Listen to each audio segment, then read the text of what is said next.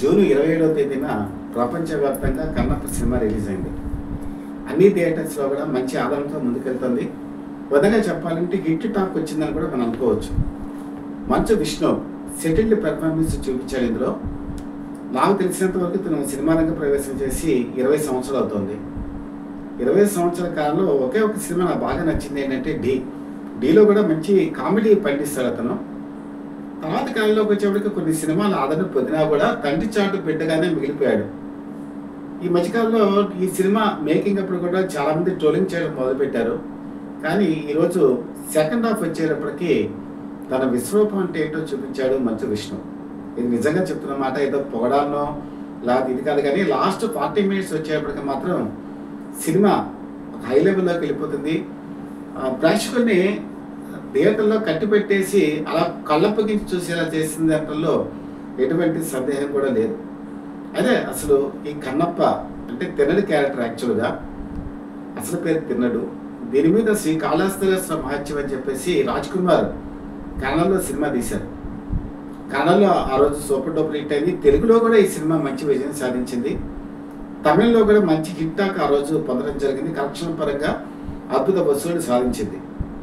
తర్వాత కాలంలో కృష్ణరాజు భక్త కన్నప్ప సినిమా తీయడానికి ఉపక్రమించినప్పుడు చాలామంది వద్దని వారించారు. ఎందుకంటే ఆల్రెడీ సినిమా రిలీజ్ అయిపోయింది కాబట్టి ఎందుకు అని చెప్పి అన్నా కూడా బాపు రమణులు వీళ్ళ గైడెన్స్ తీసుకొని కొంత కమర్షియల్ ఎలిమెంట్స్ ఆ రోజు జోడించడం జరిగింది. భక్త కన్నప్ప కూడా మంచి సూపర్ డూపర్ హిట్ అయింది. కృష్ణరాజు కెరీర్లో భక్త కన్నప్ప చిరస్థాయిగా నిలిచిపోయేటువంటి చిత్రం. అంటే ఇప్పటికి 2 సినిమాలు వచ్చేసాయి. సో 3వ సినిమా ఈ కన్నప్ప సినిమా తీసేటప్పుడు చాలామంది అన్నారు ఆల్రెడీ 2 సినిమాలు వచ్చాయి కదా, మళ్ళీ మంచు విష్ణు ఎందుకు ఈ ప్రాజెక్ట్ తీసుకున్నాడు, ఇది సక్సెస్ బాటలో నడుస్తుందా నడవద్దా అని అనుకున్నప్పుడు యాక్చువల్గా అసలు స్క్రిప్ట్ ఎలా వచ్చింది అని అడిగితే తనికెల భరణి శివపుత్రిన ఈ కన్నప్ప మీద స్క్రిప్ట్ రాసి లో బడ్జెట్లో తీద్దామని చెప్పి మంచు విష్ణు దగ్గరికి వెళ్ళాడు. వెళ్తే మంచు విష్ణు దీన్ని లో బడ్జెట్ని కాకుండా ఒక మొత్తం వరల్డ్ వైడ్గా ఇండియా వైడ్లో వరల్డ్ స్థాయిలో ఈ సినిమా తీసుకెళ్ళాలని ఉపక్రమించి ఈ సబ్జెక్టు తీసుకొని దీని మీద శ్రీకాళహస్తి టెంపుల్లో ఉన్నటువంటి వేద పండితుల్ని కలిసి వాళ్ళ అభిప్రాయాలు తీసుకొని, శివపుత్రులు చాలామంది ఉన్నారు కదా వాళ్ళ పండితులను కూడా సలహాలు తీసుకొని దీని మీద ఒక సమగ్రమైనటువంటి స్టోరీని రూపొందించుకోవడం జరిగింది. అందుకే మీకు ఈ సినిమాకి డైరెక్షన్ కూడా ముఖేష్ కుమార్ సింగ్ని తీసుకోవడం జరిగింది. ముఖేష్ కుమార్ సింగ్ అంటే ఎవరు అంటే మన దూరదర్శన్లో వచ్చినటువంటి మహాభారత సీరియల్ ఉంది కదా దానికి దర్శకుడు. ఈయనకి బేసికల్గా గ్రిప్పింగ్ అంటే బాగా తెలుసు. సబ్జెక్టుని కనుక ఈయన అలవోకగా అర్థం చేసుకున్నాడంటే సీన్ల పరంగా చాలా బాగా వెళ్ళగలడు. మీరు మహాభారత తీసుకున్నా కూడా స్టార్టింగ్లో కొంచెం ల్యాకింగ్ కనపడుతుంది, కానీ లాస్ట్కి వచ్చేప్పటికి వార్ సీన్స్లో ముఖేష్ కుమార్ సింగ్ తన విశ్వరూపాన్ని చూపిస్తాడు. ఇదే జరిగింది ఈ సినిమాలో కూడా. సినిమా మొత్తం 3 గంటల 15 నిమిషాలు. యాక్చువల్గా లెంత్ ఎక్కువగా ఉంటుంది చాలామంది భావిస్తారు కదా.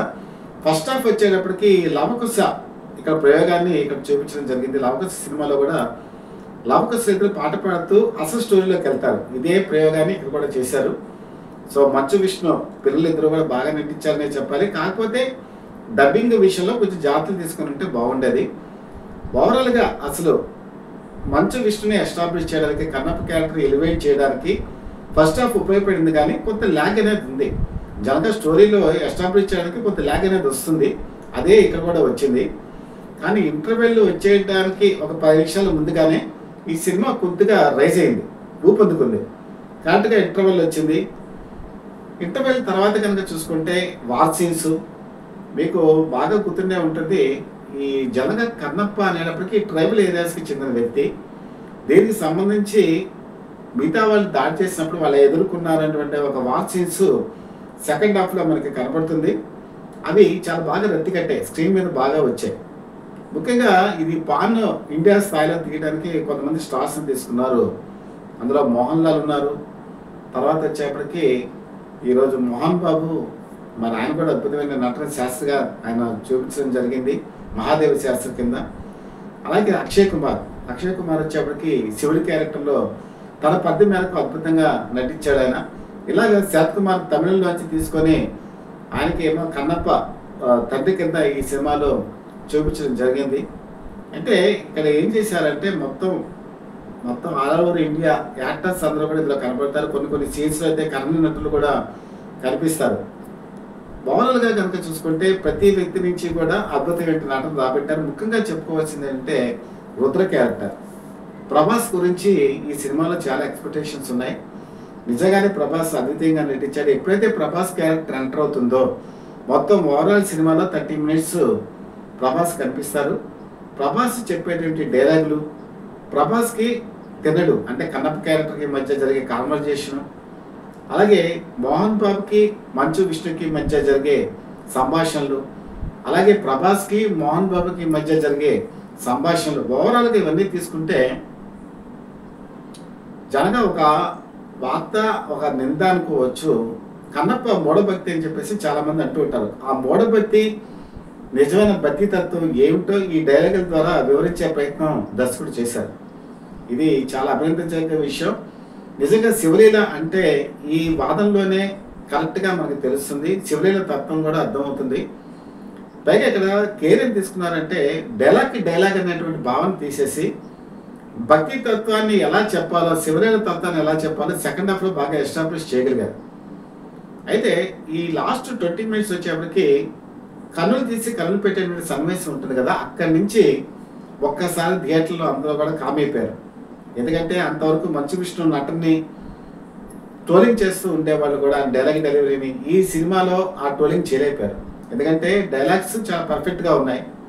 లాస్ట్ 20 మినిట్స్లో అతను చేసిన నటన స్టన్నింగ్. ఒక్కసారి థియేటర్లో అందరూ కూడా కామప్ అయిపోయారు. అదే అద్వితీయమైనటువంటి లాస్ట్ 20 మినిట్స్ కన్నీళ్ళు తెప్పించేటువంటి సన్నివేశాలు కూడా ఉన్నాయి. అయితే ఇక్కడ చెప్పుకోవాలంటే ఈరోజు మంచు విష్ణు చేసినటువంటి సాహసం ఒక ప్రొడ్యూసర్గా అద్వితీయమే. ఎందుకంటే ఈరోజు పౌరాణిక చిత్రాలు రావట్లా, జనబద్ధ చిత్రాలు ఏనాడో మరుగున పడిపోయాయి. ఈరోజు ప్రొడ్యూసర్స్ ఎవరు కూడా పౌరాణిక చిత్రాలు తీయడానికి ముందుకు రావట్లేదు. ఈరోజు ఆయన ఆ సాహసం చేసి విదేశాలకు వెళ్ళారు. న్యూజిలాండ్ ఫారెస్ట్లో కొన్ని సన్నివేశాలు చిత్రీకరించినప్పుడు కూడా చాలామంది ట్రోలింగ్ చేశారు, న్యూజిలాండ్లో తీయటం ఏంటని చెప్పి. కానీ ఈ సినిమాలో మీకు న్యూజిలాండ్ ఫారెస్ట్ సన్నివేశాలు తీసినప్పుడు అవి కళ్ళకి చాలా విందుగా ఉన్నాయి, ఎక్కడ కూడా ఆహ్లాదకరంగా ఉన్నాయి. స్క్రీన్ మీద చూసినప్పుడు మీకు ఎక్కువగా ఈ విజువల్స్ ఎఫెక్ట్ కూడా ఈ ఐకి సంబంధించి న్యాచురల్ బ్యూటీని కనులు పండగగా చేసాయి. ఎక్కువగా మీకు ఈ రోజుల్లో సినిమాలు అనేప్పటికీ ఏం చేస్తానంటే వెనకాల డిమాట్ వేసేసి దాన్ని గ్రాఫిక్స్ రూపంలో చిత్రీకరించడం జరుగుతుంది. కానీ ఈ సినిమాలో న్యాచురాలిటీకి ఎక్కువ ప్రాధాన్యం ఇచ్చి గ్రాఫిక్స్కి తక్కువ ఇంపార్టెన్స్ ఇవ్వడంతో ప్రేక్షకులు హాయిగా ఫీల్ అయ్యారు. అది ఇందులో ముఖ్యమైన అంశం. ఇంకా విజువల్ ఎఫెక్ట్ వచ్చేప్పటికి మాత్రం ఒక అద్భుతమైన సీన్ అయితే ఇందులో చెప్పుకోవాలి. ఇందులో చెప్పాలంటే ప్రీతి ముకుందన్ హీరోయిన్. ఈ హీరోయిన్ని ఒక దుష్టశక్తి వెంటాడేటువంటి సన్నివేశంలో సాలెపురుగు, నాగుపాము, ఏనుగు ఈ మూడు కాపాడేటువంటి సన్నివేశం చాలా అద్భుతంగా వచ్చింది. ముఖ్యంగా సాలెపురుగు ఆ దుష్టశక్తిని తన సాలెగూడితో అంటే వెబ్బుతో ఎలాగా కట్టిపడేసింది అన్న సన్నివేశం చూసేటప్పటికి ఒక్కసారి ప్రేక్షకులు కూడా స్థానమైపోయినటువంటి మంచి విజువల్స్ ఇందులో కనిపించాయి. నేను చెప్పాను కదా, కొత్తగా వచ్చినటువంటి ప్రీతి ముకుందన్ అద్భుతమైన పెర్ఫార్మెన్స్ చూపించడం జరిగింది. అలాగే కాజల్ అగర్వాల్ పార్వతిగా అద్భుతంగా ఈ సినిమాలో నటించారు. తన పాత్ర మేరకు ఆవిడ మగధీర తర్వాత మళ్ళీ మంచి పెర్ఫార్మెన్స్ చూపించారు అన్నటువంటి భావన తీసుకొచ్చారు. అలాగే మధుబాల మీకు అందరికీ తెలిసిందే, చాలా కాలం తర్వాత మళ్ళీ ఈ సినిమాలో ఆవిడ పన్నగ అని చెప్పేసి ఒక ట్రైబల్ వార్ లేడీ అంటే ధీరోదాత్త యువతిగా నటించారు. వార్ సీన్స్లో కూడా చాలా అద్భుతమైన పెర్ఫార్మెన్స్ చూపించడం జరిగింది. ఈ సినిమా మొత్తం బడ్జెట్ కనుక చూసుకుంటే 200 crores రూపీస్. ఈ 200 crores నిజంగా స్క్రీన్ మీద కనిపించింది. రిచ్నెస్ కానీ విజువలైజేషన్ కానీ లేకపోతే మన సినిమాకి తెలుగు సినిమాకి నేటివిటీ కానీ ఎక్కడా కూడా తగ్గకుండా ఈ సినిమాని రూపొందించడం జరిగింది. ముఖ్యంగా మోహన్ బాబుని ఇందులో మనం చాలా కాలం తర్వాత మంచి పాత్రలో చూడటం జరిగింది. ఒకనొక టైంలో ఈ సినిమా రిలీజ్ అయ్యే ముందు ఒక వర్గం వారిని కించపరిచే విధంగా డైలాగులు ఉంటాయని చెప్పి ప్రచారం జరిగింది. కానీ తర్వాత ఈ సినిమా చూసిన తర్వాత అలాంటివి ఏమీ లేవు, చాలా నీట్గా ఉంది. మోహన్ బాబు కూడా చాలా సెటిల్డ్గా చాలా కాలం తర్వాత చాలా మంచి నటన ఇందులో కనపరిచారు. అంటే ముఖ్యంగా మోహన్ బాబు, మంచు విష్ణు వీళ్ళిద్దరి మధ్య జరిగే సంభాషణలు చాలా హైలైట్గా నిలుస్తాయి. అలాగే ఈ సినిమాని తెరకెక్కించిన విధానం ఈరోజు యూత్ని ఆకట్టుకుంది.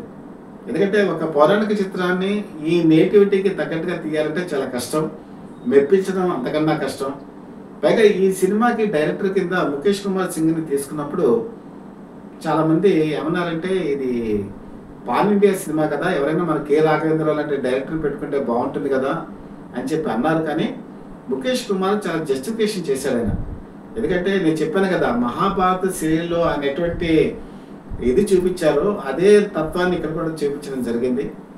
ఓవరాల్గా ఈరోజు సినిమా ఇండస్ట్రీ చాలా ఇబ్బందికరమైన పరిస్థితుల్లో ఉంది. ఎందుకంటే చాలా సినిమాలు ఈరోజు వస్తున్నాయి, వెళ్ళిపోతున్నాయి. ముఖ్యంగా సింగిల్ థియేటర్స్ రన్ అవడం చాలా కష్టంగా ఉంది. మన కుబేర సినిమా వచ్చిన తర్వాత సింగిల్ థియేటర్స్ అనేవి కూడా కిటకిటలాడి ప్రేక్షకాదరణ పొందడంతో కొంత ఊపిరి తీసుకోగలిగాం.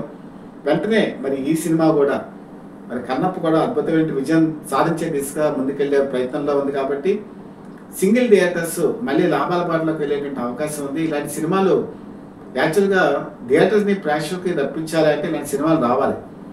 సినిమా థియేటర్కి ప్రేక్షకుడు ఎప్పుడైతే వస్తాడో అప్పుడు తెలుగు సినిమా ఇండస్ట్రీ కాదు, మొత్తం వరల్డ్ కూడా ఇండస్ట్రీ బాగుంటుందని చెప్పి అనుకుంటున్న తరుణంలో కన్నప్ప ఒక రిలీఫ్ ఇవ్వడం జరిగింది. అంతకుముందు మంచు విష్ణు ఏది మాట్లాడినా ఆయన ఇట్లు ఇవ్వలేదు కాబట్టి అంతగా ఆ మాటలకి పెద్ద పట్టింపు ఉండేది కాదు. కానీ ఈ సినిమా తర్వాత మంచు విష్ణు ఏది మాట్లాడినా కూడా దానికి ఒక విలువ ఉంటుంది.